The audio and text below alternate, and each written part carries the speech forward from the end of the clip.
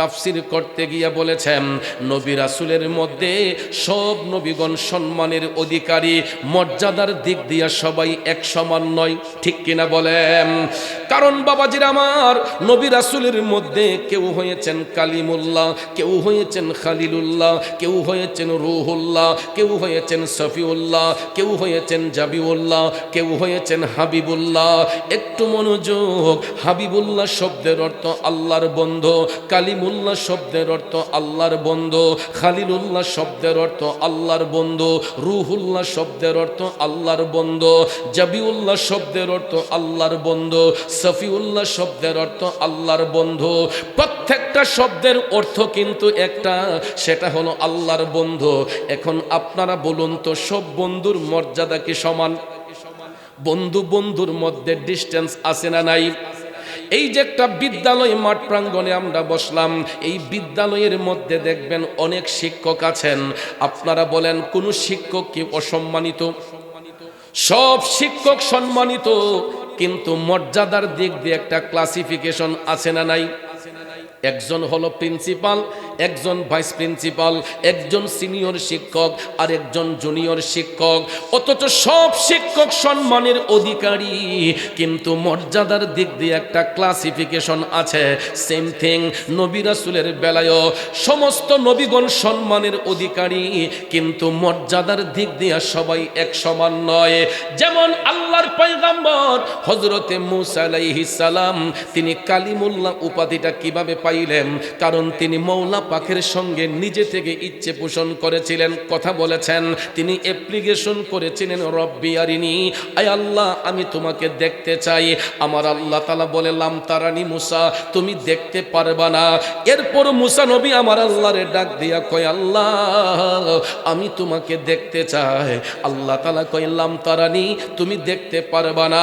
বারবার করে অ্যাপ্লিকেশন করার পরে আল্লাহ তাআলা অ্যাকসেপ্ট করে নিলেন। বললেন, বন্ধু মূসা, যদি আমাকে দেখতে হয় তুমি তুর পাহাড়ের মধ্যে উঠো। কোন পাহাড়ে?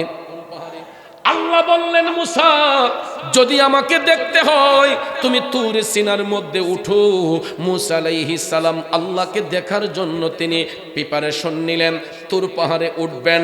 ঠিক ওই মুহূর্তে আমার আল্লাহ কুদরতের জবান দিয়া ডাক দিয়া বলতেছেন, মূসা তোমার পায়ের জুতাগুলা খুলে তুর পাহাড়ে উঠো। আল্লাহু আকবার কোন। মূসা আলাইহিস সালামের পায়ের জুতা খুলে উঠার পারমিশন দেওয়া হলো, যে মূসা তোমার জুতা খুলে তুমি তোর পাহাড়ের মধ্যে উঠো। আল্লাহর পয়গম্বর মূসা আলাইহিস সালাম তিনি পায়ের জুতা খুইলা তোর পাহাড়ের মধ্যে উঠলেন। জোরে বলেন, কারে দেখার জন্য? বন্ধুরে, তোর পাহাড়ে উঠার পরে মূসা আলাইহিস সালাম ডাক দিল, আল্লাহ আমি তোমাকে দেখতে চাই। আল্লাহ তাআলা কয়, মূসা তোমার সামনে একটা নূরের পর্দা আছে, এই নূরের পর্দায় তুমি একটু হাত রাইখা উঠাও। মূসা আলাইহিস সালাম নির্দেশ পাইয়া নূরের পর্দায় হাত রাখিয়া সামান্য খানি একটু উঠিয়েছিলেন। আমার মওলা পাকের নূর তাজাল্লিতে পুরাটা তুর পাহাড় সরকার হয়ে গেল। মূসা নবী এই নূরের তাজাল্লি সহ্য করতে পারলেন না। আমার আল্লাহ কই, এই জন্যই তো বলছিলাম বন্ধু মূসা তুমি আমাকে দেখতে পারবা না। একটুখানি নূরের পর্দা উঠানোর সাথে সাথে নূর তাজাল্লিতে তোর পাহাড় জ্বলে পুড়ে সরকার হয়ে গেছে। আমার আল্লাহ চিন্তা করলেন, আমার বন্ধুর তো একটা ইজ্জত আছে, সম্মান আছে। এই জন্য ভাইয়ের আমার, মূসা নবী যদিও নিজে থেকে ইচ্ছে পোষণ করেছিলেন, আল্লাহ তাআলা মূসা নবীর সম্মানে ওই তুর পাহাড়ের ছাইগুলাকে সুরমা হিসেবে কবুল করে নিয়েছেন। যেই সুরমা আমি আপনি চোখের মধ্যে ব্যবহার করি বাজান, এটা মূসা নবীর বরকতে। তিনি যখন তুর পাহাড়ে উঠেছিলেন, নূর তাজাল্লিতে যখন তুর পাহাড় জ্বলে পড়ে সরকার হয়ে গেছে, আল্লাহ চিন্তা করলেন আমার বন্ধু মূসার তো একটা ইজ্জত আছে, সম্মান আছে। এই জন্য তুর পাহাড়ের ছাইগুলাকে সুরমা হিসেবে কবুল করিয়া মূসা নবীর পায়ের কারণে আল্লাহ তাআলা তুর পাহাড়কে ধন্য করে দিয়া, যিনি মওলার সঙ্গে কথা বলেছেন, এই জন্য তাকে উপাধি দেওয়া হয়েছে কালিমুল্লাহ। জোরে কন্যা সুবহানাল্লাহ। বন্ধু আমাদের মুসলিম মিল্লাতের আদি পিতা হযরতে বাবা ইব্রাহিম আলাইহিস সালাম তিনি খালিলুল্লাহ উপাধিটা কিভাবে পাইলেন? যখন বাদশা নমরুদ অগ্নিকুণ্ডের মধ্যে ফেলে দিয়েছিল, ইব্রাহিম নবী কান্না করতেছেন। কানতে কানতে যখন আগুন নিভে না, তিনি ইশকে মুস্তাফার প্রেম অন্তরে নিয়া, আমার নবীর ভালোবাসা অন্তরে নিয়া তিনি যখন মৌলা পাকের দরবারে কান্না শুরু করে দিলেন, আমার আল্লাহর মায়া হয়ে গেছে। যখন হাবিবুল্লাহর মহব্বত নিয়ে ইব্রাহিম নবী কান্না করলেন, ওই চোখের পানিটা আগুনে পড়ার সাথে সাথে আমার আল্লাহ আগুনটারে ফুল বাগিচা বানাইয়া দিছে। এই জন্য কবি বলেছেন, খালিলুল্লাহ প্রেমিক ছিল নমরুদে আগুনে দিল। খালিলুল্লাহ প্রেমিক ছিল নমরুদে আগুনে দিল। আগুন হইল ফুল বাগিচা প্রেমের কারণে। আগুন হইল ফুল বাগিচা প্রেমের কারণে। প্রেমের ডোরি বান্ধরে মদিনার শোনে। ঠিক না বেঠে? ও ভাই, নূর নবী বানাইলেন আল্লাহ প্রেমের কারণে। নূর নবী বানাইলেন আল্লাহ প্রেমের কারণে। প্রেমের ডুরি বন্দরে মদিনার শোনে। আমার নবীর সঙ্গে প্রেমের কালেকশন ফিট করলে লাভ নাকি লস? জোরে কোন লাভ না লস? যেমন আমাদের মুসলিম মিল্লাতের আদি পিতা ইশকে মুস্তাফার প্রেমে যখন তিনি কান্না করলেন, এই চোখের পানিটা আগুনে পড়ার সাথে সাথে আল্লাহ আগুনটারি ফুল বাগিচা বানাইয়া ওনাকে উপাধি দিলেন খালিলুল্লাহ। জোরে কন্যা সুবহানাল্লাহ। এই রকম ভাবে এক একজন নবী এক একটা উপাধি লাভ করেছেন, তারা নিজে থেকে ইচ্ছে পোষণ করার কারণে। এখন বাজান, আমাদের নবীরও তো একটা উপাধি আছে। নবীজির উপাধি হলো হাবিবুল্লাহ। আপনারা বলেন, এই উপাধিটা নবী নিজে দিয়েছেন নাকি আল্লাহ? জোরে বলেন, দিয়েছেন কে? আল্লাহ দিয়েছেন নবীকে সম্মান, তোমার হিংসাই হবে কি? আল্লাহ দিয়েছেন নবীকে সম্মান। ঠিক কিনা কন? কেমন সম্মান দিলেন বন্ধুরে বন্ধু? আমার আল্লাহ হাবিবুল্লাহ বলিয়া বন্ধুকে এমন একটা জায়গার মধ্যে নিয়ে গেলেন যেখানে কোনো নবীদের যাওয়া সম্ভব হয় নাই, যেখানে কোনো ফেরেশতাদের যাওয়া সম্ভব হয় নাই। ওই জায়গাটার নাম হচ্ছে লামকান। আর সে আজিম পাড়ি দিয়া লামকানে আমার নবীকে আল্লাহ পৌঁছালেন শুধুমাত্র দিদার করার জন্য, সাক্ষাৎ করার জন্য। জুড়ে কি সুবহানাল্লাহ বলা যাবে না? এই জন্য আমার আলা হযরত লিখেছেন, আসমানো হি উপর সব নবী রহ গে। সুবহানাল্লাহ কম। आसमानों के ऊपर सब नबी रह गए, अर्शो आज़म पे पहुँचा हमारा नबी, सबसे औला वो आला हमारा नबी, सबसे बाला वो आला हमारा। কষ্ট হচ্ছে আমার বাবাজিরাম। আলা হযরত লিখেন, 1,24,000 মতান্তরে 2,24,000 নবী রাসূল আল্লাহ পৃথিবীতে পাঠিয়েছেন। কোন নবীকে আল্লাহ সপ্ত আকাশের উপরে ওঠার পারমিশন দেন নাই। উইদাউট আওয়ার প্রফেট মুহাম্মদুর রাসূলুল্লাহ সাল্লাল্লাহু আলাইহি ওয়াসাল্লাম। সুবহানাল্লাহ কম। অন্য কোন নবীকে 7 আসমানের উপরে ওঠার পারমিশন দেওয়া হয় নাই। সমস্ত নবীগণের কাঁধের মধ্যে জিনার কদম মোবারক, তিনি হলেন আমাদের নবী রহমাতাল লিল। ওই নবীর ইজ্জত আল্লাহর দরবারে কম না বেশি? জোরে কোন কম না বেশি?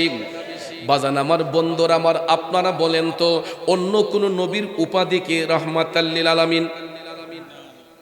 অন্য কোন নবীর উপাধি রহমাতাল লিল আলামিন নয়। আমাদের নবীর উপাধি রহমাতাল লিল আলামিন। কেন? কারণ আল্লাহ পাকেরও একটা উপাধি আছে রব্বুল আলামিন, গোটা জাহানের পালন কর্তা। আমার আল্লাহ কয় যেখানে আমি গোটা জাহানের পালন করতাম সেখানে আমার হাবিব হবে গোটা জাহানের জন্য রহমত। সুবহানাল্লাহ কম। কারণ আলাম হচ্ছে এক বচন, তার বহু বচন হচ্ছে আলামিন। আলাম দ্বারা একটা জগৎরে বোঝানো হয়, আর আলামিন দ্বারা আল্লাহর কুল কায়নাতকে বোঝানো হয়। বন্ধুরা আমার, অন্যান্য নবীগণকে আল্লাহ তাআলা পৃথিবীতে যদিও পাঠিয়েছেন, তাদেরকে নির্দিষ্ট করে এক একজন নবীকে এক একটা কওমের মধ্যে পাঠিয়েছেন। কথা বলেন ঠিক কিনা? কিন্তু আমরা এমন একজন নবীর উম্মত যিনি শুধু দুনিয়ার নবী না, তিনি আখিরাতের নবী। তিনি কবর, হাসর, মিজান, ফুলসিরাত, আল্লাহর সৃষ্টি জগতে যতটা জগৎ সমূহ আছে প্রত্যেকটা জগতের জন্য তিনি রহমত। এই জন্য ওনাকে বহু বচন শব্দ ওনার নামে ব্যবহার করে আল্লাহ বলেন আমার হাবিব হলো রহমাতাল লিল আলামিন। এই কারণে আমি অদম গুনাহগারও সুরের ভাষায় একটা ছন্দ লিখেছি, শোনার আগ্রহ আছে না নাই?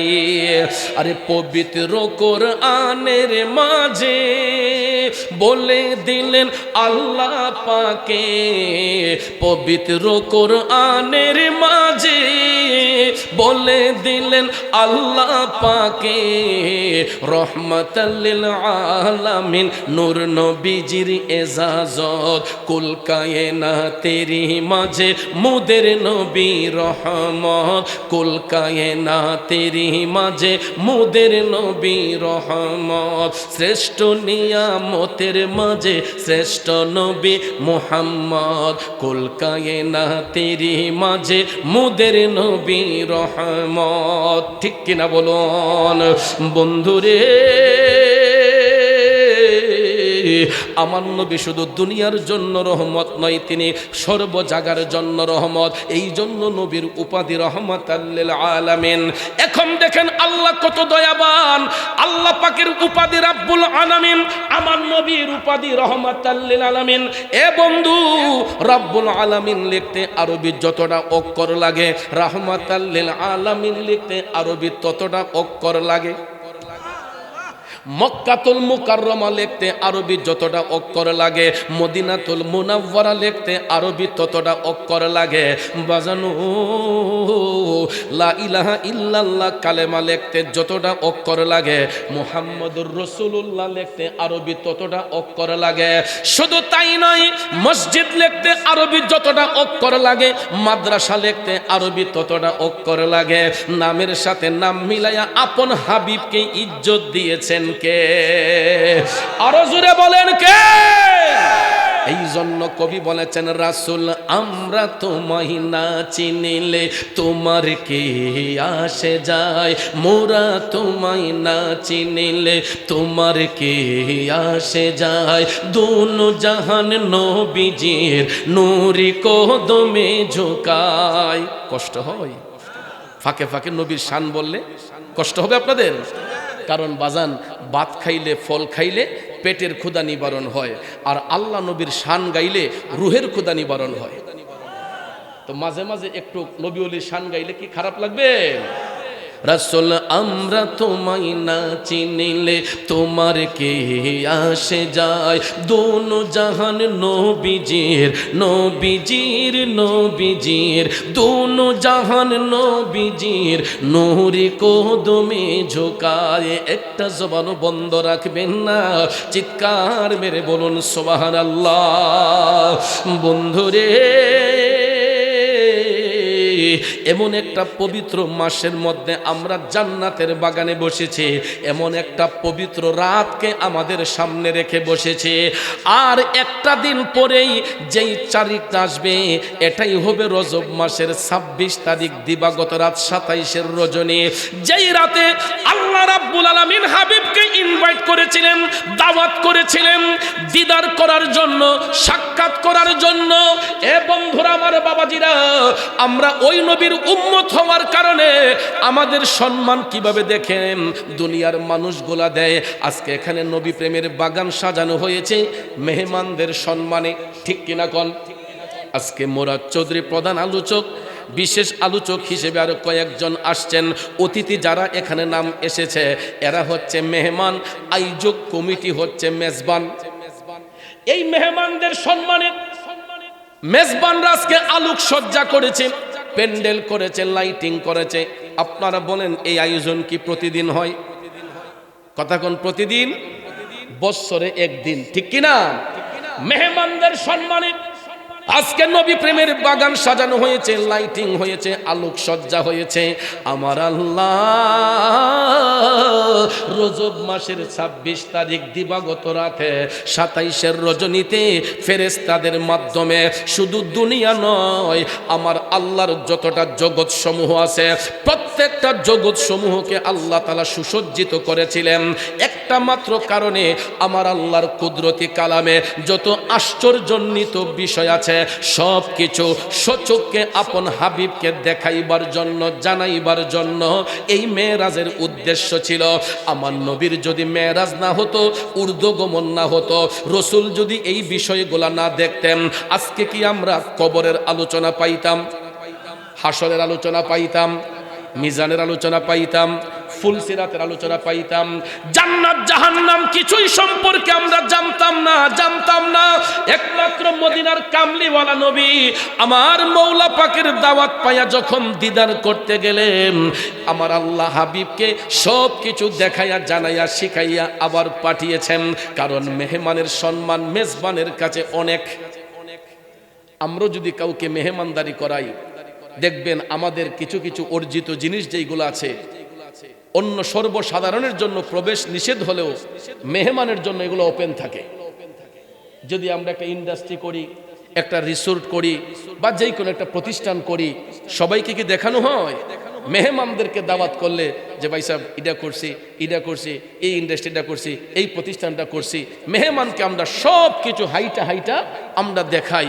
ঠিক তদ্রুপভাবে আমার আল্লাহও আপন হাবিবকে ইজ্জত দিয়া আল্লাহর কুদরতি কালামে, যেহেতু তিনি রাহমাতাল লিল আলামিন, আমার আল্লাহর কুদরতি কালামে যত আশ্চর্যান্বিত বিষয় যেইগুলা কারো ধারণার বাহিরে একমাত্র আল্লাহ তাআলা ভালো জানেন, ওই বিষয়গুলো আল্লাহ হাবিবকে শিখাইয়া বুঝাইয়া জগৎবাসীকে শিখানোর জন্য পাঠিয়েছে। এই জন্য ছন্দে একটু বলে যাই, পুরাটা মেরাজ তো আলোচনা করা যাবে না, আমি একটা গজলের ভিতরে পুরাটা মেরাজ নিয়ে আসছি, বললে কি কষ্ট হবে। রজবের ২৭ তারিখ দয়াল নবী মেরাজে যান, আমি পাপী অপরাধী গাইব কি নবীজির শান। ইয়া রাসূলুল্লাহ ইয়া হাবিবাল্লাহ, ইয়া রাসূলুল্লাহ ইয়া হাবিবাল্লাহ, ইয়া রাসূলুল্লাহ ইয়া হাবিব। খুদা তাআলার দাওয়াত পেলেন, দয়াল নবী আরশে গেলেন, নবীর ছোঁয়ায় মুখরিত এই জমিনার সাত আসমান।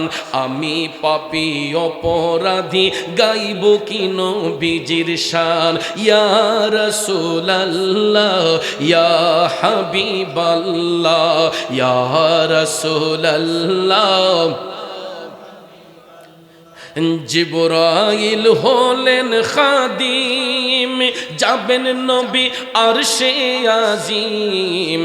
জিবরাইল হলেন খাদিম, যাবেন নবী আরশে আজিম। দুলহা সেজে দয়াল নবী বোরাকেতে পা ওঠান, দুলহা সেজে দয়াল নবী বোরাকেতে পা ওঠান। আমি পাপী অপরাধী গাইব কি নবীজির শান। ইয়া রাসূলুল্লাহ ইয়া হাবিব, ইয়া রাসূলুল্লাহ ইয়া হাবিব। মসজিদুল আকসাতে গিয়া দেখেন নবী কুল আম্বিয়া, মসজিদুল আকসাতে গিয়া দেখেন নবী কুল আম্বিয়া। ইমাম হয়ে নূর নবীজি 2 রাকাত নামাজ পড়ান, ইমাম হয়ে নূর নবীজি 2 রাকাত নামাজ পড়ান। আমি পাপী অপরাধী গাইব কি নবীজির শান। ইয়া রাসূলুল্লাহ ইয়া হাবিব, ইয়া রাসূলুল্লাহ। সাত আসমান পারি দিয়া সিদরাতুল মুনতাহা গিয়া রফরফে পা রাখেন নবী জিবরাইল থামিয়া যান আমি পাপী অপরাধী গাইব কি নবীজির শান ইয়া রাসূলুল্লাহ বলুন ইয়া রাসূলুল্লাহ আরশ আজিম পারি দিয়া খুদা তাআলার কাছে গিয়া জোরে কন্যা সুবহানাল্লাহ বন্ধুরে আমার নবী আরশ মুআল্লার কাছাকাছি আল্লাহ রাব্বুল আলামিন কুদরতের জবান দিয়া ডাক দিয়া কয় উদনু মিন্নি ইয়া হাবিবি উদনু মিন বন্ধু গো আপনি আরেকটু কাছে আসুন কাছে আসুন আলহামদুলিল্লাহ আমাদের আজকের সম্মানিত প্রধান অতিথি আমাদের মধ্যে কিছুক্ষণের মধ্যে তশরিফ আনবেন আলহামদুলিল্লাহ বলবেন না ইনশাআল্লাহ আমাদের মাহফিল পরিপূর্ণ সমস্ত অতিথিবৃন্দ যারা আছেন সবাই একের পর এক জান্নাতের বাগানে এসেছেন আসবেন আমরা খুশি না বেজার যাক আলহামদুলিল্লাহ আলোচনাটা করে ফেলি কষ্ট হবে আপনাদের আমার নবীজি আরশ মুআল্লার কাছাকাছি আল্লাহ রাব্বুল আলামিন কুদরতের জবান দিয়া ডাক দিয়া কয় উদনু মিন্নি ইয়া হাবিবি বন্ধু আপনি আরেকটু কাছে আসুন সুবহানাল্লাহ কম একটু দুরূদ শরীফ পড়ুন আল্লাহুম্মা সাল্লি আমি বলতেছি মুহাম্মাদ নাবিয়ানা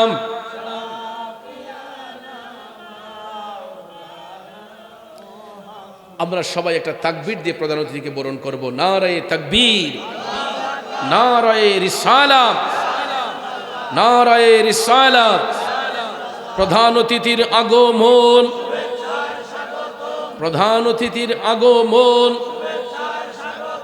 এই মাহফিলের পক্ষ হতে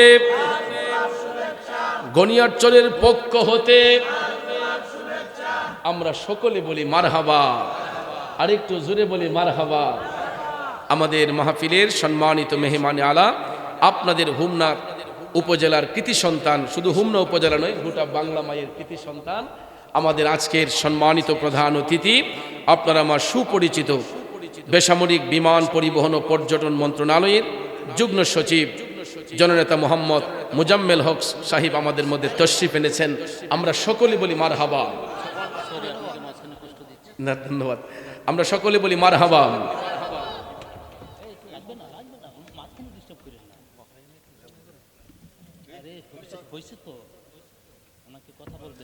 জি না আপনি তো আমাদের আজকের চিফ গেস্ট আপনাকে বরণ করে নিক ইনশাআল্লাহ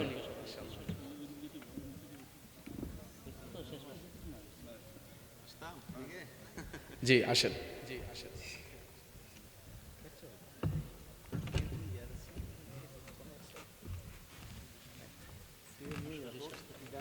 আলহামদুলিল্লাহ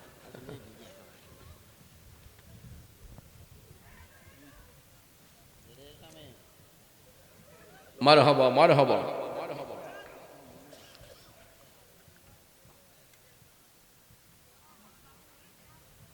সকলে বলি মারহাবা আজকের সম্মানিত প্রধান অতিথিকে ফুলের তোড়া দিয়ে বরণ করা হয়েছে মাহফিল কমিটির পক্ষ থেকে আল্লাহ পাক কবুল করুক সকলে বলি আমিন আর একটু দুরূদ শরীফ পড়ি আল্লাহুম্মা সাল্লি আলা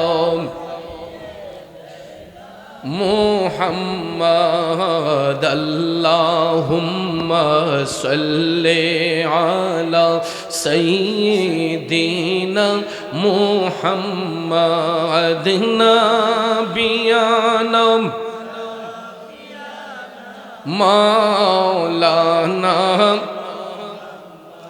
বাবাজিরা আমার বন্ধুরা আমার যেই আলোচনার মধ্যে আমরা ছিলাম মনে আছে তো আপনাদের আমার নবীজি সিদরাতুল মুনতাহা পাড়ি দিয়া আরশ মুআল্লার কাছাকাছি আল্লাহ রাব্বুল আলামিন কুদরতের জবান দিয়া ডাকলেন উদনু মিন্নি ইয়া হাবিবি ও বন্ধু আপনি আরো নিকটে আসুন আরো নিকটে আসুন নবীজির পা মুবারকের মধ্যে জুতা মুবারক ছিল আমার নবীর জুতা মুবারক রাখিয়া মহান আরশ মুআল্লাই উঠতে চাইলেন। আল্লাহ তাআলা ডাক দিয়া বললেন, হাবিব বন্ধু আপনি জুতা রেখে উঠছেন কেন? সুবহানাল্লাহ কোন। ভিআইপিদের কত মর্যাদা দেখেন। সাধারণত আমরা যখন কোনো টাইলস দিয়ে ঘর নির্মাণ করি, একটা সুন্দর বিল্ডিং যখন নির্মাণ করি, দেখবেন সাধারণত আমরা জুতা নিয়ে ভিতরে যাই না। পায়ের জুতার ধুলোতে টাইলসটা নোংরা হয়ে যাবে, এই জন্য বাহিরে রেখে আমরা ভিতরে প্রবেশ করি। নিজের কাছেও কেমন লাগে, এই জন্য বাহিরে রেখে যাই। কিন্তু যদি কোনো ভিআইপি পার্সন যদি ওই বাড়ির মেহমান হয়, আপনারা দেখবেন জুতা খুলতে চাইলেও ঘরের মালিক তাকে টান দিয়ে ঘরে নিয়ে যায়, আরে আসেন জুতা নিয়ে আসেন। ঠিক না ঠিক? এটা ভিআইপির মর্যাদা, সম্মান। কারণ ভিআইপি পার্সন যদি কারো বাসায় বেড়াতে যান বা কোথাও যান, জুতা খুলতে চাইলেও দেখবেন বাড়িওয়ালা কয়, আরে না নিয়ে আসেন, নিয়ে আসেন, জুতা নিয়ে আসেন। এটাই তার স্পেশাল মর্যাদা। কথা কোন ঠিক কিনা? আমার নবী কেমন মেহমান! আল্লাহ রাব্বুল আলামিন হাবিবকে কিভাবে মর্যাদা দিয়েছেন দেখেন, কিভাবে নবীকে সম্মান আল্লাহ বাড়িয়ে দেন। রসুল যখন জুতা মুবারক খুলে যখন মহান আরশের মধ্যে উঠতে চাইলেন, আল্লাহ রাব্বুল আলামিন কুদরতের জবান দিয়ে বললেন, হাবিব আপনি জুতা রেখে উঠেন কেন? জুতা নিয়ে উঠেন। আমার নবী ডাক দিয়া কয়, আল্লাহ আমি কেমনে আপনার মহান আরশ মুআল্লাই জুতা নিয়ে উঠে? আপনি তো মূসা নবীকে বলেছিলেন জুতা খুলে তুর পাহাড়ে উঠার জন্য। আমি রাসূল কেমনে আপনার মহান আরশের মধ্যে জুতা নিয়ে উঠে? আল্লাহ রাব্বুল আলামিন ডাক দিয়ে কয়, বন্ধু ও প্রাণের হাবিব, মূসা তো নিজে থেকে ইচ্ছে পোষণ করেছিল আমি আল্লাহকে দেখার জন্য। এই জন্য আমি আল্লাহ মূসাকে জুতা খুলে তুর পাহাড়ে উঠাইয়া আমি আমার মূসার পায়ের কারণে তুর পাহাড়কে ধন্য করেছি। আর আপনি বন্ধুকে এই জন্য জুতা নিয়ে উঠতে বলেছি। হাবিব আপনার জুতা মুবারকের ধুলি দিয়া আমি আল্লাহর আরশটারে ধন্য করে দেন। আমার আল্লাহ কয়, ও হাবিব আমার আরশ মুআল্লা আপনি বন্ধু নবীর জুতা মুবারকের ধুলির অপেক্ষা করতেছে। আপনার জুতা মুবারকের ধুলি দিয়া আমি আল্লাহর আরশটারে ধন্য করে দেন। চিৎকার মেরে বলুন না ইয়া রাসূলুল্লাহ। এই জন্য সুরের ভাষায় বলা হয়েছে, আরশ কুরসি যার পায়ের ধুলা মাখিতে চাই সারা বেলা। আরশ কুরসি যার পায়ের ধুলা মাখিতে চাই সারা বেলা। উম্মতের দরদিয়ে মন আর তো দেখি না, উম্মতের দরদিয়ে মন আর তো দেখি না। ও মুসাফির জিয়ারতে চলো মদিনা, সেথায় আছেন নূর নবীজি দয়ার খাজিনা। নবী আমার আছেন যেথায় জান্নাতের বাগান তো সেথায়। ঠিক কিনা কম? নবী আমার আছেন যেথায় জান্নাতের বাগান তো সেথায়। সেই বাগানের পরশ পেলে কিছুই চাহি না।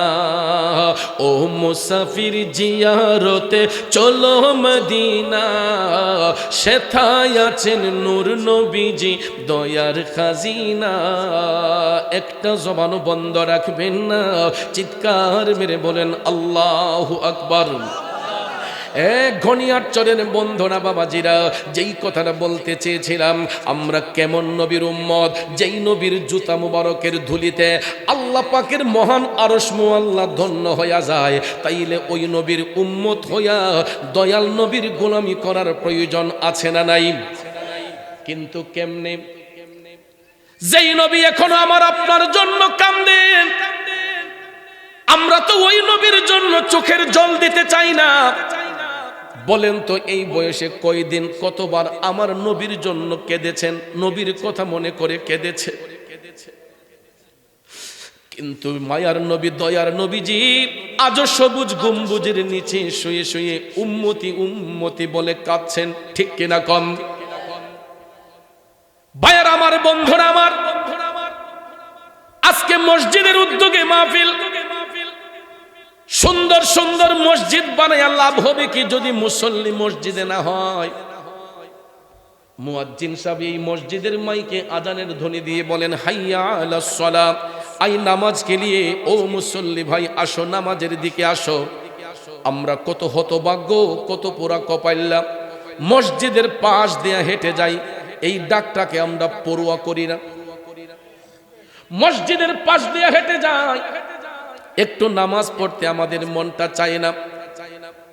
আমি দেখেছি শুধু যুবক নয়, সাদা দাড়িওয়ালা কিছু চাচারাও আছেন। আমি প্রায় সময় লক্ষ্য করে দেখি চায়ের দোকানে বৈশা আড্ডা মারতেছেন, ওইদিকে মসজিদের মধ্যে জামাত চলতেছে, মসজিদে নামাজ হচ্ছে, মুসলিম চাচা আমার চায়ের দোকানে বৈশা টেলিভিশন দেখতেছে, চায়ের দোকানে আড্ডা মারতেছে। ঠিক কিনা কোন? আপনারা বলেন, আমার নবী মেরাজ সফরে গিয়া কি উম্মতকে ভুলেছিলেন? এমন একটা জায়গায় আল্লাহ হাবিবকে নিলেন, যেই জায়গাটার নাম হচ্ছে লা মাকাম, যার উপরে আর কোনো স্থান নাই, যার উপরে আর কোনো স্থান নাই, একমাত্র আল্লাহ, আল্লাহর হাবিব। তাফসিরে রুহুল বয়ান প্রমাণ করে আমার আল্লাহ হাবিবকে এত কাছে টেনে নিলেন, মাঝখানে একটা চুল ফেলে দিলে যেইটুকু জায়গা ফাঁক থাকে, এতটুক কাছে আল্লাহ হাবিবকে নিয়ে গেলেন। মেহমানের ইজ্জত কিভাবে আল্লাহ দিলেন! আমার আল্লাহ বন্ধুকে ডাক দিয়া বললেন, হাবিব আমি তো আপনাকে ইনভাইট করেছি, দাওয়াত করেছি। বন্ধুর বাড়িতে বন্ধু আসলে তো কোনো বন্ধু শূন্য হাতে আসে না, হাতের মধ্যে কিছু না কিছু নিয়ে আসে। ঠিক কিনা বলেন? আমরা যখন কোনো বন্ধুর বাড়িতে ইনভাইট পাই, দাওয়াত পাই, যাওয়ার সময় দেখবেন দোকান থেকে কিছু মিঠাই মিষ্টি নিয়ে যাই না? সুন্নত হিসেবে আমরা এটা নিয়ে যাই। কথা কোন? ঠিক কিনা? আল্লাহ রাব্বুল আলামিন হাবিবের সঙ্গে কথা বলেন, ও বন্ধু, বন্ধুর বাড়িতে বন্ধু আসলে তো খালি হাতে আসে না, আপনি দি খালি হাতে আসলেন। আমার নবী কামলিওয়ালা টপ টপ করে চোখের পানি ছেড়ে কান্না করে বলতেছেন, আল্লাহ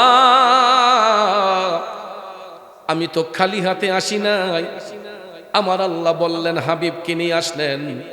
দয়াল নবী ডাক দিয়া কয়, আল্লাহ আমি আমার গুনাহগার উম্মতের গুনার বোঝা নিয়ে আপনার দরবারে হাজির হয়েছি। বন্ধুরে, নবীজি সেখানে যাইয়াও উম্মতকে ভুলে নাই। আল্লাহর দরবারে রাসূল যাইয়া বললেন, আল্লাহ আমি আমার গুনাহগার উম্মতের গুনার বোঝা নিয়ে আপনার দরবারে হাজির হয়েছি। আল্লাহ তাআলা খুশি না বেজার? আল্লাহ তাআলা খুশি না বেজার যে আমার হাবিব উম্মতকে এত ভালোবাসে? উম্মতের কথা আমি মওলার কাছেও আমার হাবিব ভুলে যাই নাই, উম্মতের কথা আমার হাবিব মনে রেখেছে। ঠিক না বেঠিক? এরকম ভাবে দেখবেন ভিআইপিদের সাথে যদি ওনার সহকর্মী কেউ থাকে, ওনাকে যদি ভিআইপি ভাবে খাবার পরিবেশন দেয়, যদি ওই লোকটা জ্ঞানী হয়, দেখবেন তার পিএস বা তার সহকর্মীকে রেখে সাধারণত খাবারের টেবিলে বসে না। ঠিক না বেঠিক? যে না আমি একা খাবো না, আমার লোক আছে, আমার ড্রাইভার সাহেব আছে, আমার পিএস আছে, এপিএস আছে, তাদেরকে সাথে করে আমি খাই।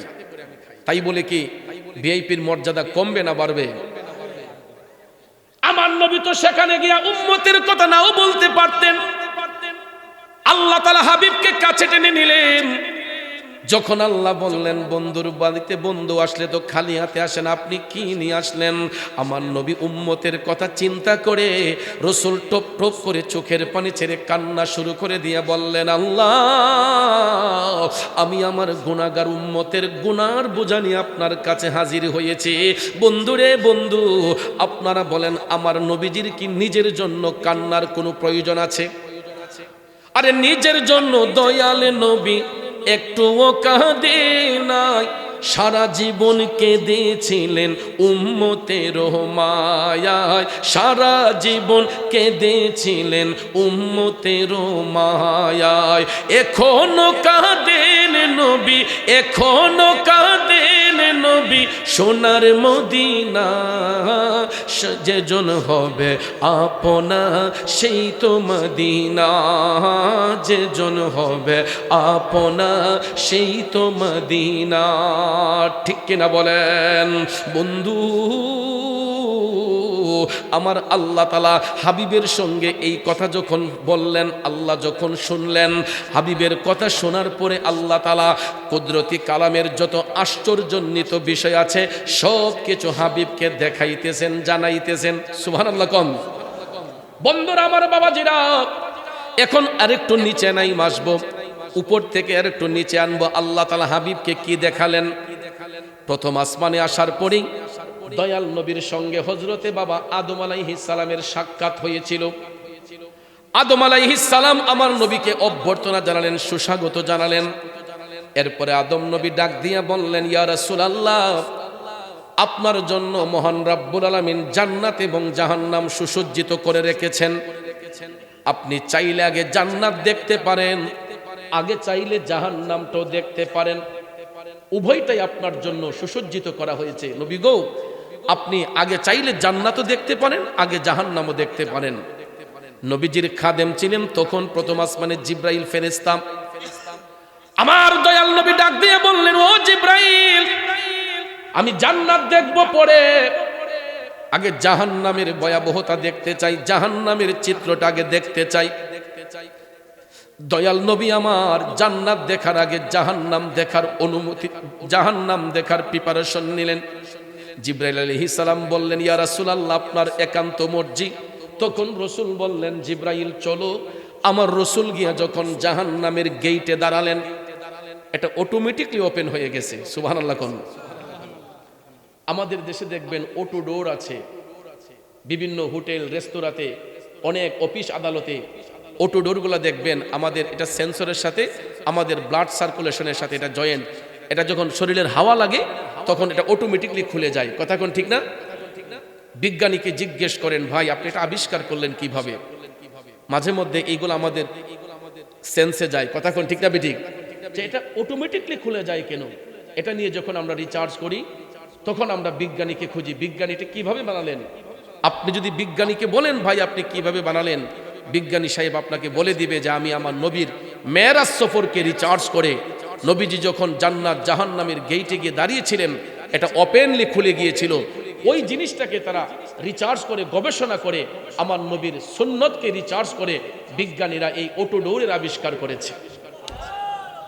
কারণ বিজ্ঞানীদের মহাগুরু মুদের নবীজি, বিজ্ঞানীদের মহাগুরু মুদের নবীজি। এই রকম একজন দয়াল নবী তোকাই পাইবাইনি, বিজ্ঞানীদের মহাগুরু মুদের নবীজি, বিজ্ঞানীদের মহাগুরু মুদের নবীজি। ঠিক কিনা বলেন? আমার যুবক বন্ধুরা, যেই কথাটা বলতে চাইছিলাম, বিজ্ঞানী আপনাকে উত্তর দিবে, আমি আমার নবীর মেরাজ সফরকে রিচার্জ করি। দয়াল নবী যখন জান্নাত জাহান্নামের গেট দেখতে গিয়েছিলেন, এটা অটোমেটিকলি খুলে গিয়েছিল। বাবাজিরা আমার, তখন আমার নবীজি জাহান্নামের গেট দিয়ে প্রবেশ করলেন। জাহান্নামে প্রবেশ করে আমার নবীর নাক মুবারকের মধ্যে দুর্গন্ধ লাগলো। কি লাগেছে? জাহান্নামে সুগন্ধ না দুর্গন্ধ? গভীর মনোযোগ। জাহান্নামে আমার রাসূল প্রবেশ করে দেখতেছেন কিছু কিছু লোকগুলার পাওগুলা উপর দিকে, মাথাগুলা নিচের দিকে। কিছু কিছু লোক দেখা যায় এদের পাগুলা উপর দিকে, মাথাটা নিচের দিকে।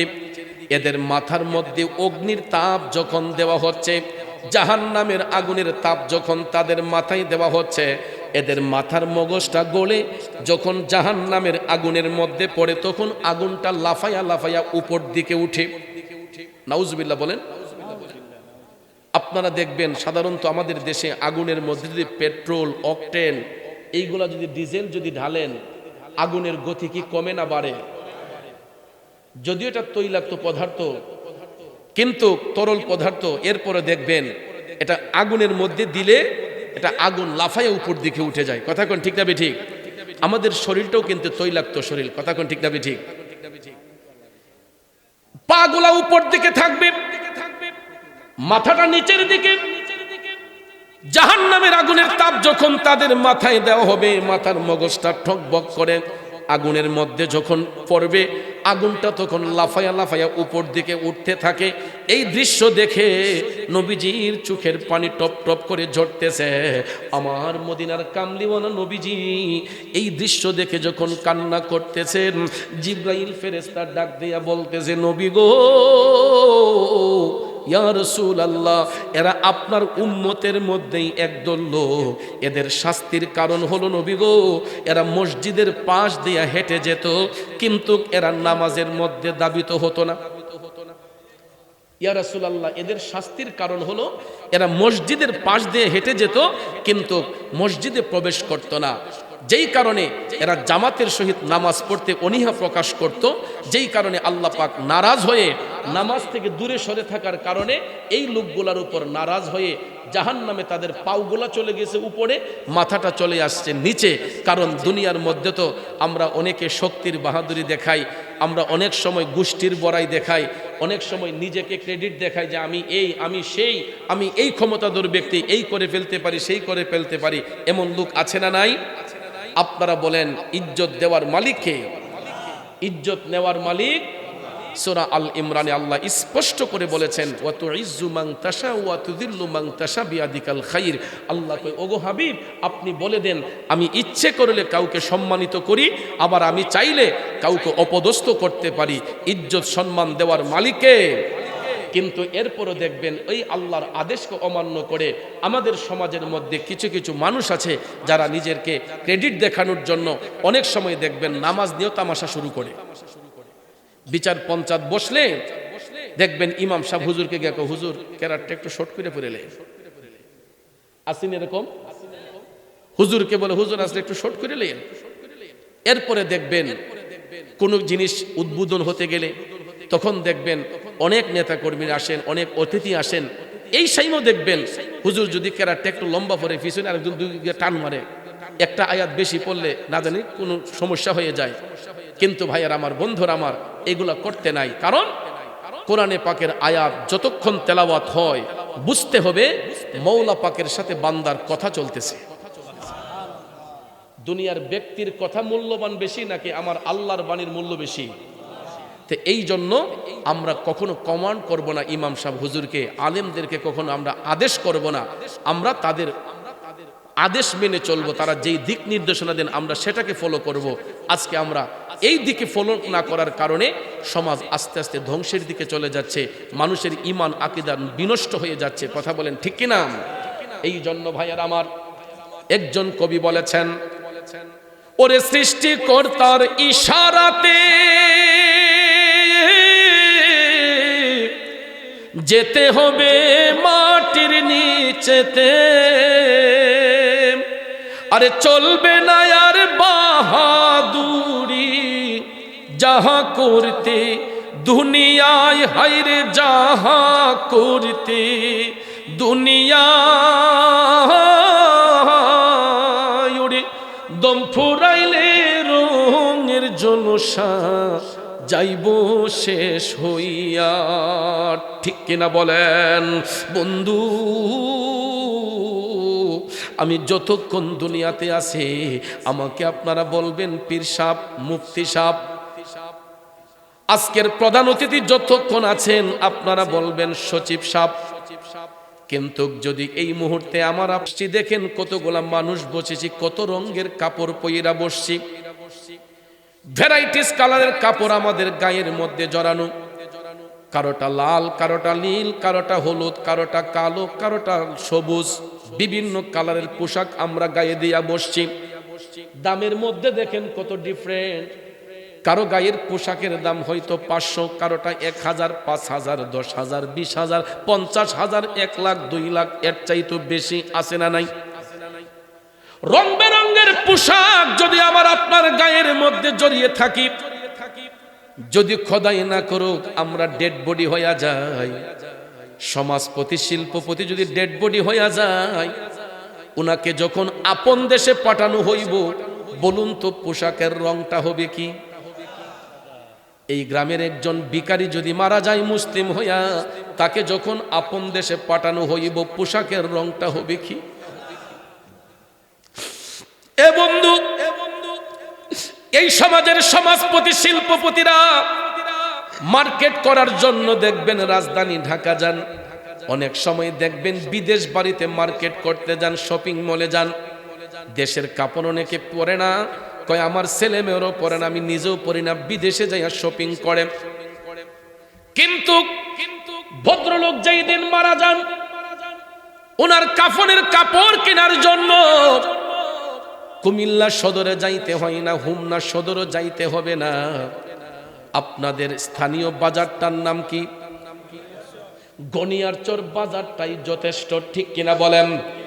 ওই শিল্পপতির আপন দেশে যাওয়ার কাপড়টা কেনার জন্য তখন আর হুমনা সদরও যাইতে হয় না, রাজধানী তো বাদি দিলাম, কুমিল্লাও যেতে হয় না, হুমনা সদরে যেতে হবে না, গনিয়ারচর বাজারটাই যথেষ্ট রে বাজার।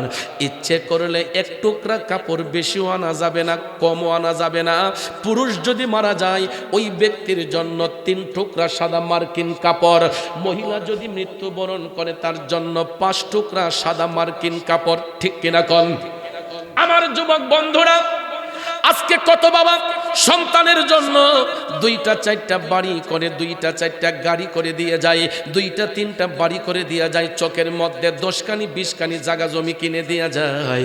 ওই বাবা যদি খোদাই না করুক এখন মারা যায়, আপনারা বলুন তো এই সম্পদ, এই বাড়ি গাড়ি কিছুই কি কবরে যাবে? মনরে মরণ কথা করো স্মরণ, স্ত্রী পুত্র কেউ নয় আপন, ধনরত্ন সবিও কারণ মনরে। ও ভাই তুই মরিলে সঙ্গের সাথী হইবে না একজন সেগেন, কইরে পাগল মন একবার ভাবলে না রে তোর হইব রে মরণ, ঠিক কিনা বলেন বন্ধু? আমি মুরাদ চৌধুরীও যদি এখন এই মুহূর্তে স্টেজে মারা যায়, আপনারা কিন্তু প্রথমেই আমার কোমরের নিচ থেকে সোফাটা সরাইয়ে ফেলবেন, আমার পিছন থেকে কুশনটা সরাইয়া ফেলবেন, আমার গায়ের পোশাকটা খুলিয়া হয়তো স্টেজের ফ্লোরের মধ্যে, না হয় আপনার ঘরে, না হয় মসজিদের বারান্দার মধ্যে কিছু সময়ের জন্য আমার নিথর দেহটা বালিশ না দিয়া, কম্বল না দিয়া, পাক্কার উপরে পাতলা একটা চাদর দিয়া ঢাইকা রাইকা হবিগঞ্জের কল দিবেন। মুরাদ চৌধুরীর লাশটা এসে রিসিভ করে নিয়ে যান। সন্তান আমার, স্বজনরা আমার হাউমাউ করে কাইন্দা আসবে। আমার লাশটা যদিও ফ্রিজিং গাড়ি দিয়া হবিগঞ্জে নেওয়া হয়, সেখানে নিয়ে কিন্তু আমি যে এত দামি বাড়ি বানাইলাম, এত দামি গাড়ি করলাম, এত সম্পদ জুড়াইলাম, আমার এই ঘরের দামি বক্স পালংটার মধ্যে আমাকে আর রাখা হবে না। আমার ঘর থেকে শিমুল তোলার কোনো বালিশ আমার মাথার নিচে দেওয়া হবে না, কোনো বেডরুমে আমার লাশটার ঢুকানো হবে না। অথচ আমার অর্জিত সম্পদ দিয়ে আমি 5তলা বাড়ি করলাম, 1টা 2টা গাড়ি করলাম, জায়গা জমি কিনলাম। ডেড বডি হওয়ার পরে আমার এই নিতর দেহটা আর কোনো বেডরুমে ঢুকবে না। আমার ঘরের বারান্দায় বা ড্রয়িং রুমে ফ্লোরের মধ্যে কাফন পরানোর আগ পর্যন্ত পাতলা একটা চাদর দিয়ে ঢেকে রাখা হবে। এরপরে দেখবেন দোকান থেকে 3 টুকরা সাদা মার্কিন কাপড় আনা হবে। কয়েকজন বড়ই পাতার গরম জল সিদ্ধ করবে, আর কয়েকজন বাঁশঝাড়ে বাঁশ কাটার জন্য যাবে, আর কয়েকজন গুরুস্থানে কবর খনন করার জন্য যাবে, ঠিক কিনা কম? ওই শিল্পপতিও যদি মারা যায়, আমি মুরাদ চৌধুরী তো বক্স পালঙ্কে শুইলাম, আমি কত দামি দামি পালঙ্কে দেশ বিদেশ ঘুরে শুইলাম। আমার জন্য যখন কবর খনন করা হবে, বলুন তো ওই কবরের মধ্যে আমার সন্তানরা কোনো বালিশ দিবে, পাটি দিবে, লেপ দিবে, তোষক দিবে? এই জন্য প্রায় সময় ভোরবেলা শোনা যায়, পাটি নাই রে, বালিশ নাই রে, নাই বাতি, অন্ধকার কো বরে হবে বসতি, ঠিক কিনা বলেন? বড় লোকরা যখন ঘর বানাতে যান, ইঞ্জিনিয়ার প্ল্যানিং যখন করা হয়, দেখবেন বেডরুমের স্কয়ার ফিট গুলা বড় হয়, যে আমার বেডরুমটা এত বড় করবেন, এত সাইজের করবেন, এই করবেন সেই করবেন। ডেকোরেশনগুলো দেখলে একবার তাকাইলে দ্বিতীয়বার চোখের পাতি ফেলতে মনে চায় না। এই সমস্ত বড় লোক শিল্পপতিও যদি মারা যায়, ওনার জন্য কবরটা যেরকম হবে, রাস্তার ভিখারি মারা গেলে তার জন্য কবরটা এরকমই হবে। শিল্পপতি মারা গেলে যেই দামের কাফন তার গায়ে জড়ানো হইব, রাস্তার ভিখারি মারা গেলে এই দামের কাফনই তার গায়ে জড়ানো হইব। কিন্তু বাজান দেখেন, আমরা যেতগুলা মানুষ এখানে বসলাম, কাঁধে কাঁধ মিলিয়ে বসছে। আজকে প্রধান অতিথি সাহেবের পাশে আমি বসছি, আমি একটা ব্যথা পাইলে ডাক দিয়ে বলতে পারবো যে স্যার আমি একটা ব্যথা পেয়েছি। উনি যদি একটা ব্যথা পাই বলতে পারবে মুফতি সাহেব হুজুর আমিও তো একটা ব্যথা পেয়েছি। একজনের মনের কথা আরেকজনকে শেয়ার করতে পারে। কিন্তু গনিয়ার চরের কবরস্থানে তাকাইয়া দেখেন কত শত শত মানুষের কবর হয়েছে। কবরগুলা যদিও পাশাপাশি, কারো কবরের সাথে কারো কবরের সম্পর্ক আসেনি। কথা কোন আসেনি? এ বন্ধু, কবরগুলা পাশাপাশি হলেও কারো কবরের সাথে কারো কবরের কোনো সম্পর্ক নাই। যার যার কবরে তার তারকেই থাকতে হবে। এই জন্য কবি বলেছেন, মনরে হঠাৎ এসে আজরাইলে ফাঁসি দিব তোমার গলে, শেষ করিব অসাদের জীবন মনরে।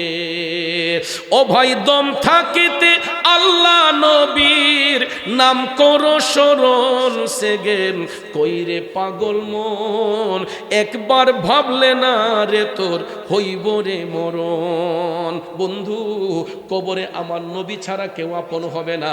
এই জন্য কবি বলেছেন, নবী ছাড়া ওই কবরে নাই রে বান্ধব নাই, নবী ছাড়া ওই কবরে নাই রে বান্ধব নাই।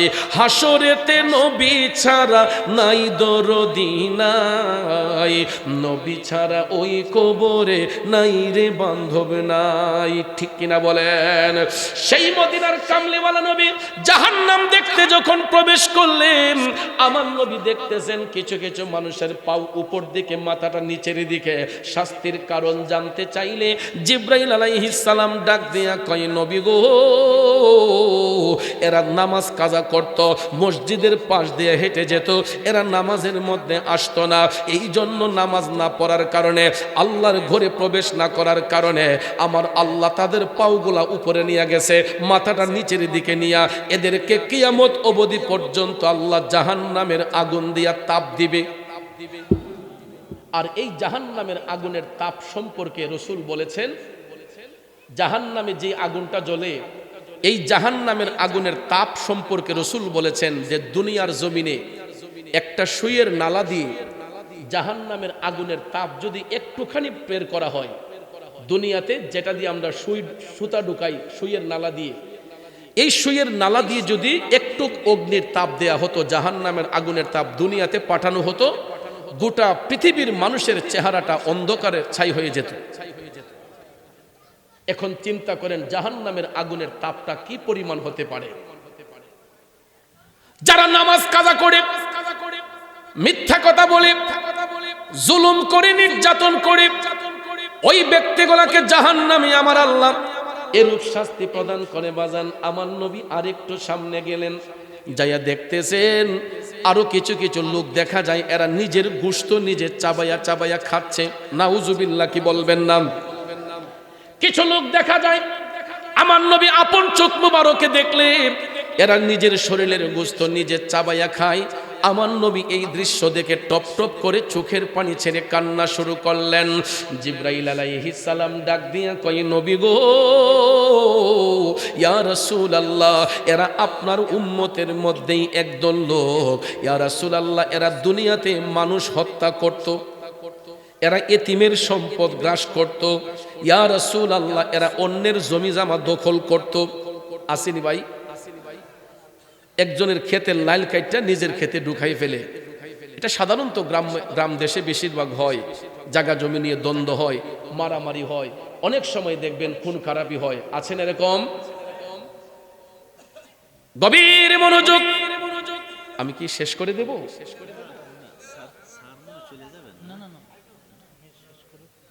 আলহামদুলিল্লাহ। এটা হলো জ্ঞানী লোকদের বৈশিষ্ট্য। মারহাবা কম। এটাই হলো জ্ঞানী লোকদের বৈশিষ্ট্য। স্যার বলছে যে না, আলহামদুলিল্লাহ, আমরা সকলে মারহাবা বলি।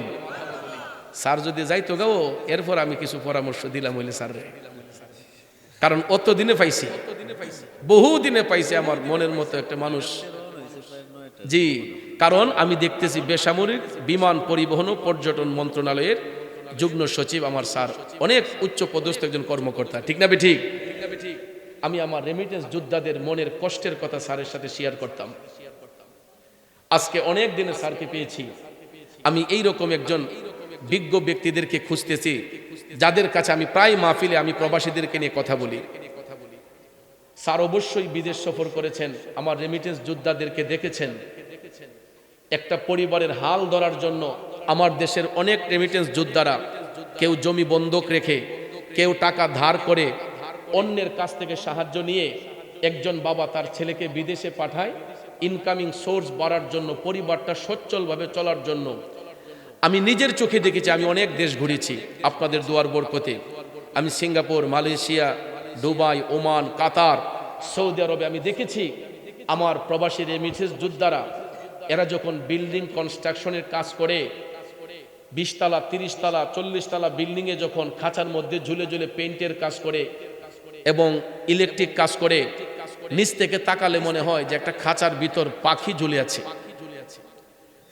আমার দৃঢ় বিশ্বাস, বাংলাদেশের কোনো বাবা কোনো মা যদি দেখতো তার সন্তান এরকম কষ্টে করে, ওই মা বাবা আমার বিশ্বাস সে বলতো যে ফুত তোর বিদেশ করা লাগবে না, তুই বাংলাদেশ আইসে একটা পানের দোকান দে। এই কষ্ট কোনো বাবা সহ্য করবে না। এরপরও নীরবে নিস্তব্ধে এই প্রবাসী রেমিটেন্স যোদ্ধারা, আমার দেশের এই যোদ্ধারা, রেমিটেন্স যোদ্ধারা সেখানে অক্লান্ত পরিশ্রম করে, তাদের হাতগুলা লোহার মতো শক্ত হয়ে যায়।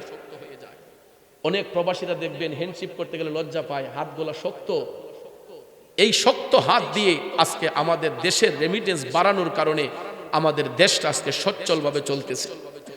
কিন্তু আমার এই রেমিটেন্স যোদ্ধারা আমার দেশের বাংলাদেশ আন্তর্জাতিক বিমানবন্দরে যখন তারা আসে, এরা অনেক সময় হয়রানির শিকার হয়। এদের ব্যাগেজ কাটা হয়ে যায়, লাগেজ কাটা হয়ে যায়, এদের মালগুলা হারিয়ে যায়। অনেক সময় ইমিগ্রেশনে তাদেরকে অনেক হয়রানির শিকার হতে হয়। আমরা এগুলা সোশ্যাল মিডিয়াতে দেখতে পাই, তখন হৃদয়ে রক্তক্ষরণ হয়।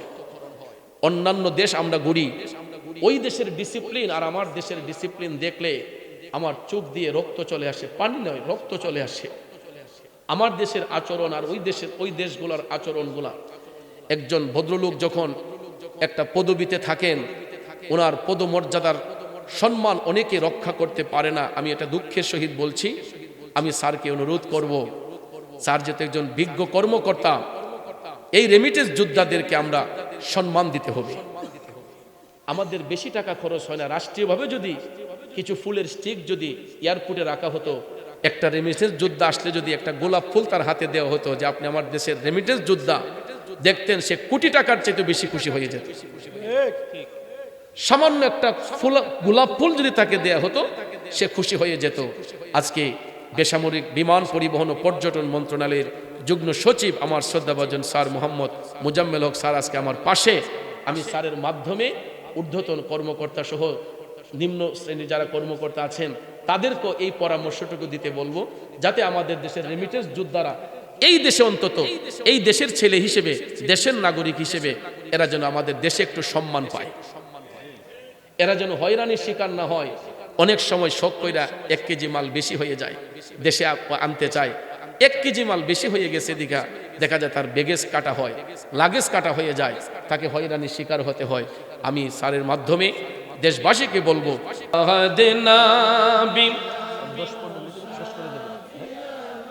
মাওলানা বাবাজির, আমার বন্ধুরা আমার, যাক আমি মূল কথার মধ্যে চলে যাই। কষ্ট হয়েছে আপনাদের? আমার মনের কষ্টটা বলাতে আমার শরীরটা পাতল হইছে। আলহামদুলিল্লাহ কইতেন না? গভীর মনোযোগ। রাসূল যখন জাহান্নামে দেখলেন কিছু কিছু লোক নিজের গোশত নিজে চাবাইয়া খাচ্ছে, শাস্তির কারণ হলো এরা সমাজের মধ্যে অন্যায় করত, জুলুম করত, নির্যাতন করত, যেই কারণে আল্লাহ পাক রব্বুল আলামিন নারাজ হইয়া ওই ব্যক্তিগুলোকে জাহান্নামের মধ্যে পাঠাইয়া তাদের জন্য জাহান্নামে কোনো খাবার পণ্য রাখা হয় নাই। যেই কারণে এরা কিয়ামত অবধি পর্যন্ত নিজের গোশত নিজে খাইয়া কমাবে, একবার কমাবে আর একবার জয়েন হবে, কিয়ামত অবধি পর্যন্ত এরা নিজের শরীরের গোশত নিজে চাবাইতে থাকবে। এরপরে আমার নবীজি জাহান্নামের চিত্র দেখিয়া দয়াল নবী খুবই আপসেট হয়ে গেলেন। আমার নবী মর্মাহত হলেন। উম্মতের এই কষ্ট দেখে আমার নবী সহ্য করতে পারলেন না, চোখের পানি ছেড়ে রাসূল শুধু কান্না করেছেন। তারপরে দয়াল নবী যখন জান্নাতের গেইটে দাঁড়ালেন, সুবহানাল্লাহ কোন, যে জিবরাইল এবার চলো জান্নাতটা একটু দেখে আসি। জিবরাইল আলাইহিস সালাম রাসূলকে বলেন, ইয়া রাসূলুল্লাহ আপনার মর্জি। নবী যখন জান্নাতের গেইটে দাঁড়ালেন, এটা ওপেন হয়ে গেল, দরজা খুলে গেল। তারপরে রাসূল দেখতেছেন সুন্দর একটা সুগন্ধ নবীজির নাক মুবারকে এসে লাগতেছে। জান্নাতের মধ্যে সুগন্ধ না দুর্গন্ধ? সুগন্ধ নবীজির নাক মুবারকে লাগতেছে। জান্নাতে প্রবেশ করেই আমার রাসূল দেখতেছেন কিছু কিছু নূরের মহল দেখা যায়, এক একটা মহলে এক একজন লোক বসে আছে। আমার নবী চোখে মুস্কি মুস্কি হাসতেছেন। জিবরাইল আলাইহিস সালাম কয়, নবী গো, আপনি যেই ঘরগুলা দেখতেছেন এইগুলা দুনিয়ার কোনো ঘর বাড়ি না গো নবী, এইগুলা হলো আপনার মুমিন উম্মতের এক একটা কবর। নবী গো, আপনার উম্মতের মধ্যে যারা মুমিন, যারা ইমানদার, যারা ভালো কাজ করেছে, সমাজ উন্নয়ন করেছে, সমাজের মানুষকে কষ্ট দেয় নাই, ভালো কাজ করেছে, এই মুমিন ব্যক্তিরা দুনিয়া ছেড়ে আসার পরে আমার আল্লাহ ফেরেশতাদের মাধ্যমে এদের কবরটাকে নূরের মহল বানাইয়া দিয়েছে। এই জন্য ভাইয়ার আমার, দুনিয়াবাসীরা যদি আমরা মৃত ব্যক্তিদেরকে 3.5 হাত কবরে শোয়াইয়া দেই, আমার রাসূল বলেছেন ওই ব্যক্তি যদি মুমিন হয়, মুমিন ব্যক্তিদের কবর আর 3.5 হাত থাকে না, এটা 70 গজ প্রসারিত হইয়া এক একটা মুমিনের কবর এক একটা নূরের মহল হইয়া যায়। আর রাসূল বলেছেন লোকটা যদি জাহান্নামী হয়, আর একদল ফেরেশতা পাঠাইয়া আমার আল্লাহ কবরটাকে এত সংকীর্ণ বানাইয়া দেয়, সংকীর্ণ করতে করতে ওই জাহান্নামী ব্যক্তিগুলাকে কবরে রাইখা দুই পাশের মাটি এমন ভাবে চাপ দেয়, তাদের ডান পাজরের হাড়গুলা বাম পাজরে যায়, বাম পাজরের হাড়গুলা ডান পাজরে যায়। মুরগের হাড্ডিতে কামড় দিলে যেই রকম মরমর করে ভেঙে যায়, জাহান্নামী ব্যক্তিগুলাকে কবরে রাখার পরে মাটির চাপে তাদের হাড়গুলা মরমর করে ভেঙে যাবে। জুরে জুরে কন্যা উজুবিল্লাহ। কিন্তু রাসূল জান্নাতে গিয়ে দেখতেছেন মুমিন ব্যক্তিদের কবর নূরের মহল, এক একটা নূরের মহল হয়ে গেছে। সুবহানাল্লাহ বলেন। এরপরে আমার রাসূল আরেকটু সামনে গিয়ে দেখতেছেন বিশাল আকারের এক একটা প্রাসাদ, এক একটা প্রাসাদে একজন পুরুষ 70 জন বেহেশতের হুর গেলমা আর তাদের সিকিউরিটি গার্ড হিসেবে 70,000 ফেরেশতা আল্লাহ নিয়োজিত করে রাখছে। নবীজি মুস্কি হাসতেছেন। জিবরাইল আলাইহিস সালাম বলতেছে, ইয়া রাসূলুল্লাহ, এইগুলা হলো আপনার উম্মতের মধ্যে যারা সাধারণ জান্নাতি, সর্বনিম্ন জান্নাতি যারা, জান্নাতের কিন্তু স্তর আছে, জান্নাতের 8টা স্তর আছে, এর মধ্যে আবার ক্লাসিফিকেশন আছে, এক একজনকে এক একটা স্তরে রাখা হয় তা যার যার আমল অনুসারে। জিবরাইল ফেরেশতা বলতেছেন, ইয়া রাসূলুল্লাহ, আপনার উম্মতের মধ্যে সাধারণ জান্নাতি যারা, এই মহলগুলা তাদের জন্য বানিয়েছেন। ইয়া রাসূলুল্লাহ, এই মহলগুলা হলো পৃথিবীর সমপরিমাণ, পৃথিবীর আয়তন যতটুক, এই দুনিয়ার আয়তন যতটুক, এই পরিমাণ জান্নাতে এক একটা প্রাসাদ সাধারণ জান্নাতের জন্য আল্লাহ নির্মাণ করে রাখছেন।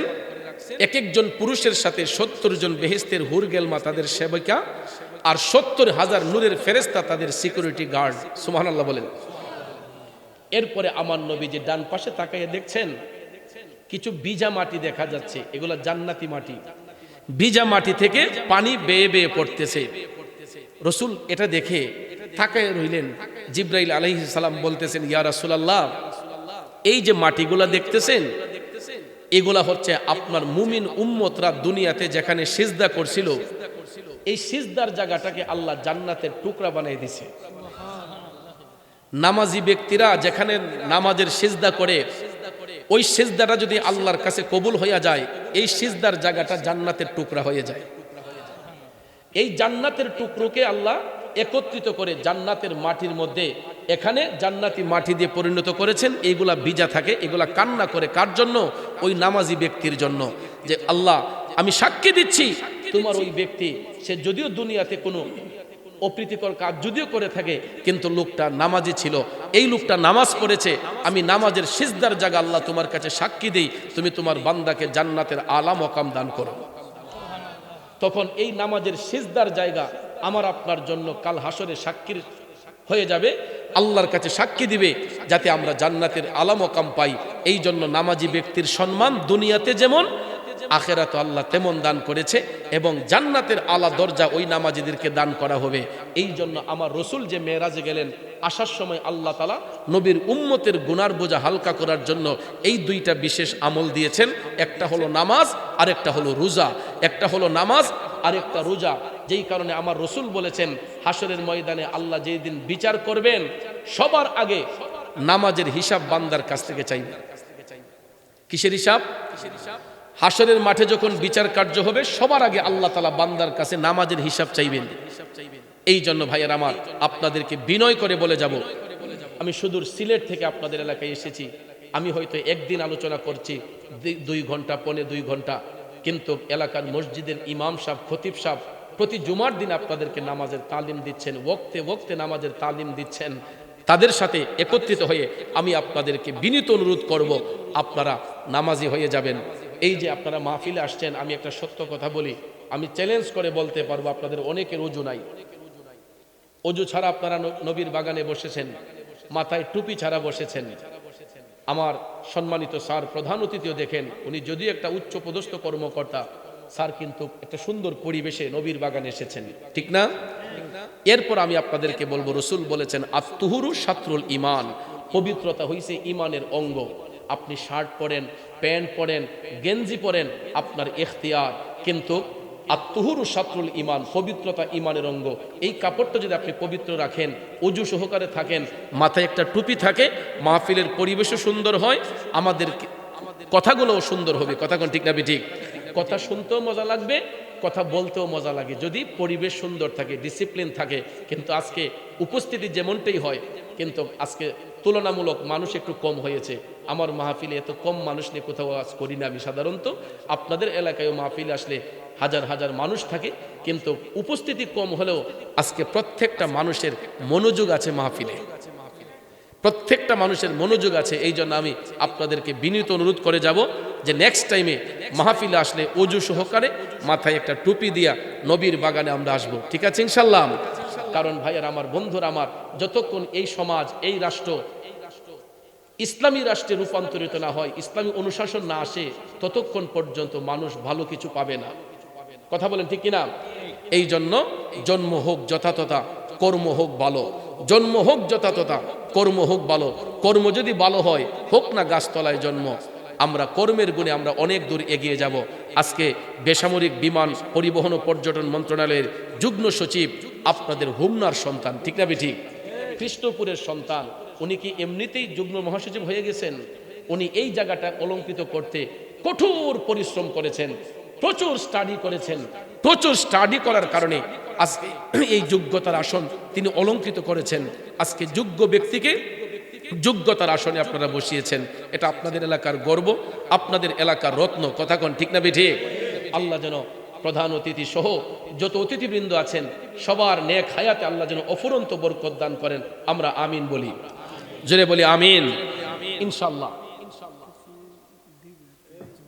কিছু দিবে। আচ্ছা, তো কিছু বলবেন?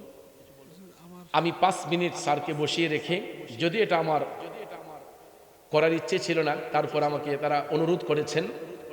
মসজিদ কারগর, মাদ্রাসা কারগর, নবীর ঘর। মসজিদ আল্লাহর ঘর, মাদ্রাসা নবীর ঘর। যেখানে মক্কা সেখানে মদিনা, যেখানে লা ইলাহা ইল্লাল্লাহ সেখানে মুহাম্মদুর রাসূলুল্লাহ, যেখানে রাব্বুল আলামিন সেখানে রাহমাতাল লিল আলামিন। আমি একটু আগে বলেছি না যে আপনি রাব্বুল আলামিন লিখতে যতটা অক্ষর লাগে, রাহমাতাল লিল আলামিন লিখতে ততটা অক্ষর লাগে। লা ইলাহা ইল্লাল্লাহ কালেমা লিখতে যতটা অক্ষর লাগে, মুহাম্মদুর রাসূলুল্লাহ লিখতে ততটা অক্ষর লাগে। মক্কাতুল মুকাররমা লিখতে আরবি যতটা অক্ষর লাগে, মদিনাতুল মুনাওয়ারা লিখতে আরবি ততটা অক্ষর লাগে। মসজিদ লিখতে আরবি যতটা অক্ষর লাগে, মাদ্রাসা লিখতে আরবি ততটা অক্ষর লাগে। নামের সাথে নাম মিলাইয়া হাবিবুল্লাহকে ইজ্জত দিচ্ছেন কে? জোরে বলেন কে? তাহলে নবীর ঘর, জি, নবীর ঘরে পড়াশোনা না করলে আল্লাহর ঘরের পবিত্রতা রক্ষা করা যায় না, ঠিক না ঠিক? যদি আমরা দিনী শিক্ষায় শিক্ষিত না হই। এই জন্য মসজিদ আল্লাহর ঘর, এই ঘরের হেফাজত করবেন আল্লাহ, কিন্তু এটার তাবেদারি করব আমরা, ঠিক না ঠিক? কিভাবে আল্লাহর ঘরটাকে সুন্দর করা যায়, কিভাবে মসজিদটাকে সুন্দর করা যায়, পরিবেশটাকে ভালো করা যায়, এটা আমরা তদারকি করব, রক্ষা করবেন আল্লাহ, ঠিক না ঠিক? আল্লাহর ঘর আল্লাহই রক্ষা করবেন। কিন্তু ভাইয়ের আমার, বন্ধুরা আমার, বর্তমানে আমরা দেখেছি, ছোটবেলায় দেখতাম যখন টিনের মসজিদ ছিল, বাঁশের বেড়া ছিল, তখন মানুষের ঈমান পাক্কা ছিল,